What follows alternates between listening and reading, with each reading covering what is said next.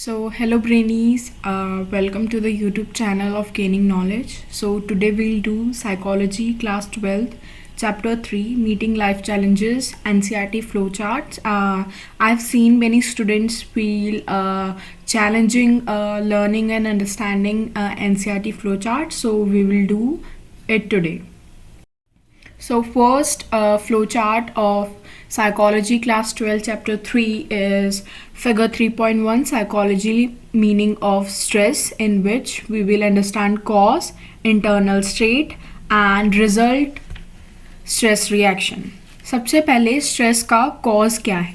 कोई भी एक्सटर्नल या इंटरनल स्ट्रेसर्स, लाइक ज़्यादातर बच्चों को पढ़ाई का स्ट्रेस होता है, तो वो पढ़ाई क्या हो गया, एक स्ट्रेसर हो गया. Internal means like some personal stress हो गया जो आपको स्ट्रेस प्रोड्यूस करवा रहा है. कॉजेस के बाद आता है इंटरनल स्टेट. आपकी जैसे कोई भी आपको स्ट्रेसर है जो परेशान कर रहा है, तो आपकी इंटरनल स्टेट क्या होगी?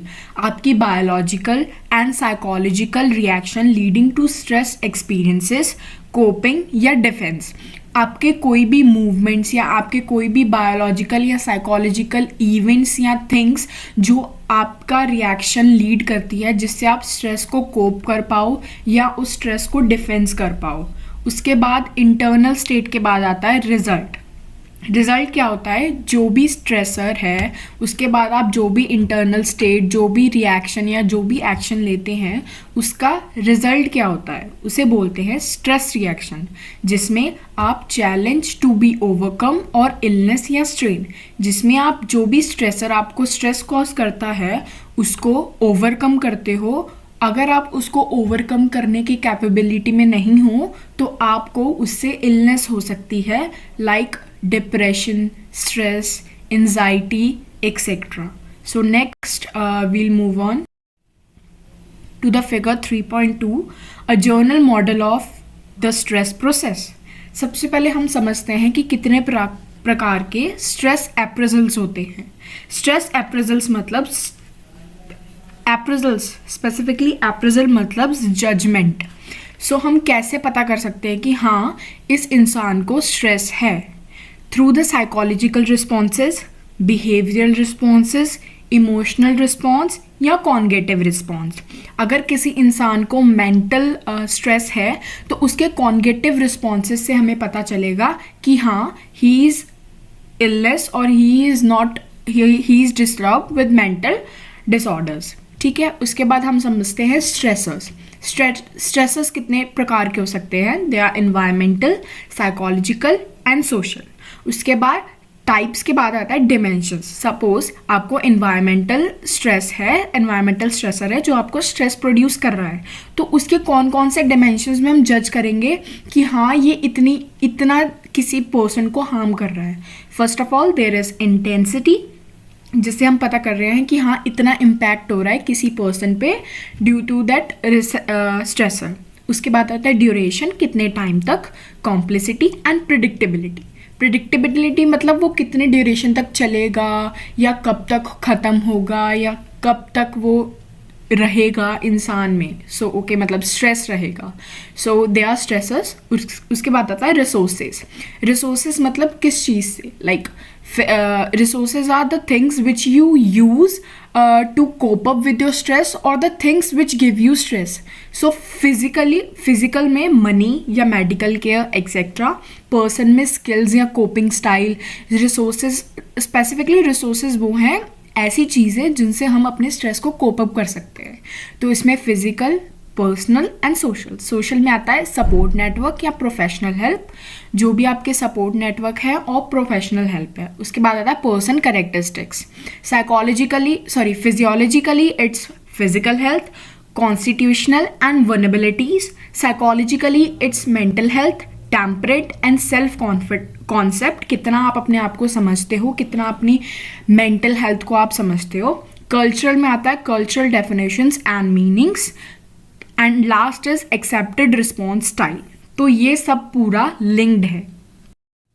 सो नेक्स्ट हम पढ़ते हैं figure 3.3 the journal adaptation syndrome, जिसे गैस बोला जाता है, GAS, जर्नल एडेप्टेशन सिंड्रोम, जो कि एक्सपेरिमेंट किया जाता है। इसमें 3 स्टेजेस होते हैं, alarm reaction, stage of resistance, stage of exhaustion. Alarm reaction में क्या होता है, कोई भी इसमें स्पेसिफिकली एक एक्सपेरिमेंट किया गया था, स्टडी की गई थी एनिमल्स एंड ह्यूमंस पे कि वो कैसे किसी भी स्ट्रेस को कोप अप करते हैं या रिएक्शन करते हैं। तो उसमें 3 स्टेजेस थे, alarm, reaction stage, resistant stage and exhaustion stage.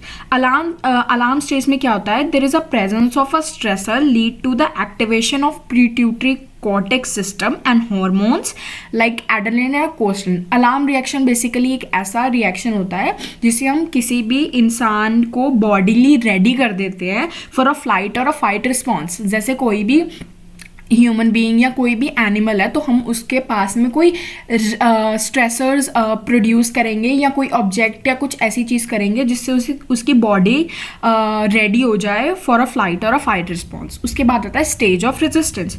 Stage of resistance क्या होती है, हमने पढ़ा है कि रेजिस्टेंस क्या होता है, किसी भी चीज़ को रोकना इज नोन एज रेजिस्टेंस या अपोज करना। तो ऐसे ही जो चीज़ हमें स्ट्रेस प्रोड्यूस करवा रही है, हम अपनी बॉडी में ऐसे रिसोर्सेज या ऐसी चीज़ें यूज़ करते हैं जिससे हम उस स्ट्रेस को कन्फ्रंट कर पाएँ, तो उसे बोलते हैं स्टेज ऑफ रेजिस्टेंस।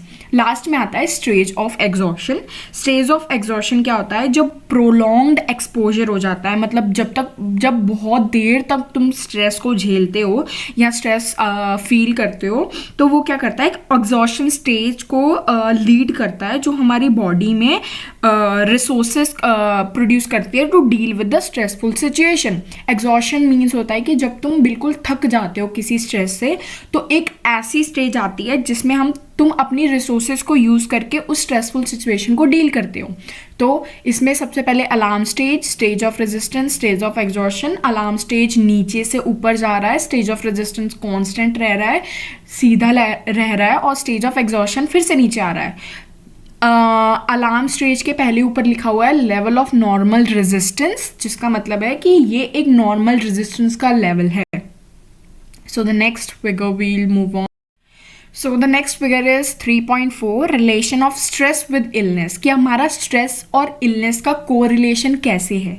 सबसे पहले क्या होता है, लाइक फियर, एंगर, हॉस्टैलिटी, ये सब हमारी चीज़ें हैं जो हमें स्ट्रेस करती हैं। फियर, लाइक सबसे पहले तो पढ़ाई का फियर हो गया जो सब बच्चों को होता है, और किसी फाइनेंशियल फियर या किसी भी चीज़ का डर, या एंगर या हॉस्टैलिटी होती है जो आपको स्ट्रेस हार्मोन्स रिलीज करती है, जिससे आपको स्ट्रेस प्रोड्यूस होता है।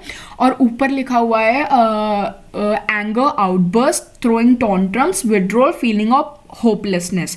मतलब आपको ये सब फीलिंग्स इमर्ज होना शुरू हो जाती हैं psychologically in your mind, and आप ये सब फील करने लग जाते हो। स्ट्रेस हार्मोन्स प्रोड्यूस होते हैं।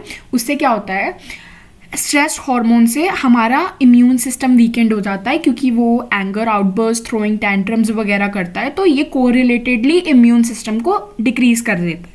और जो एंगर, आउटबर्स्ट, थ्रोइंग टॉन्ट्रम्स और फीलिंग ऑफ होपलेसनेस है, ये इनडायरेक्टली हमारी मेंटल और फिजिकल इलनेस को भी प्रमोट करते हैं, जिससे हम मेंटली और फिजिकली इल हो जाते हैं।